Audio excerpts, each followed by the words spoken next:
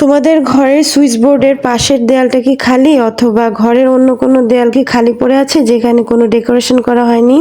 তাহলে এই ভিডিওটি তোমাদের জন্য অনেক হেল্পফুল হবে। আসসালামু আলাইকুম everyone, welcome to my another blog. আশা করছি সবাই খুব ভালো আছো। কে কোথা থেকে আমার ভিডিও দেখছো কমেন্ট করো। চলো মূল ভিডিওতে ফিরে যাই। এখানে আমি প্রথমে আজকে একটি সিম্পল ডিজাইন করব। আমি আমার সুইচ বোর্ডের দেয়ালে পেন্সিল দিয়ে ভালোভাবে ড্র করে নিচ্ছি, যেটা তোমরা সবাই করতে পারবে। গাছের ডাল আর কিছু পাতা, ঘর আর আমি পাখি এঁকে নিব।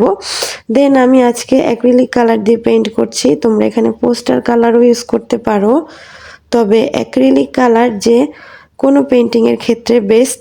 আমি অনলি এখানে 4টি কালার নিয়েছি, রেড, ব্ল্যাক, গ্রিন আর হোয়াইট। এই অ্যাক্রিলিক কালার আর ব্রাশগুলো আমি দারাজ থেকে নিয়েছিলাম, অনেক অল্প দামে, রিজনেবল প্রাইসে। তারা যে তুমি মনে করো যে আমি 12 পিসের অ্যাক্রিলিক কালার নিয়েছিলাম, এটা মনে হয় 300 কি 400 টাকা নিয়েছিল, আর ব্রাশ সেট নিয়েছিল 280 টাকা এরকম। তো আমি এগুলো ইউজ করছি আমার পেন্টিংয়ের কাজে।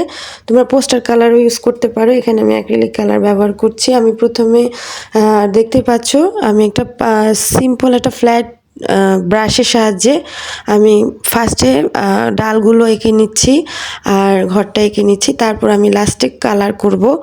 আমি প্রথমে এটা কালার করার পরে আমি প্রথমে ঘরটা কালার করছি ব্ল্যাক কালার দিয়ে।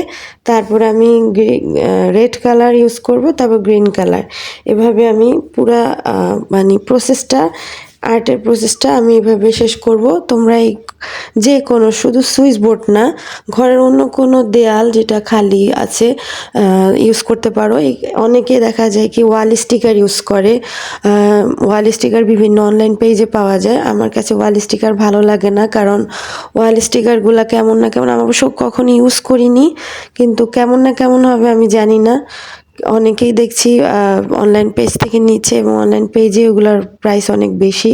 এগুলো ফিট আকারে বা ইঞ্চি আকারে সেল করে।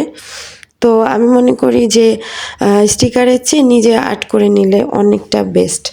তো দেখতে পাচ্ছ আমি কথা বলতে বলতে কিন্তু আমার আর্ট করা প্রায় শেষ। আমি এখানে লতা পাতা ডালগুলো ব্ল্যাক কালার রেখেছি, আর পাতাগুলো সবুজ আর লাল কালার দিয়ে শেষ করেছি। আর পাখি এঁকে নিয়েছি 2টা। এখানে একটা ঘর আছে, ঘরের মধ্যে হার্ট শেপ আছে। হার্ট শেপের বাইরে আমি বর্ডার দিয়েছি সাদা কালারের, আর নিচে একটু ঘাস বোঝানোর জন্য আমি গ্রিন কালার ঘরের নিচে দিয়ে দিয়েছি। তো এটা ছিল আমার আজকের ফাইনাল লুক আর্টের। এটা একটা ছোট্ট ব্লগ বলতে পারো, আর্টের ব্লগ। কেমন হয়েছে তোমরা অবশ্যই কমেন্ট করে জানাবা।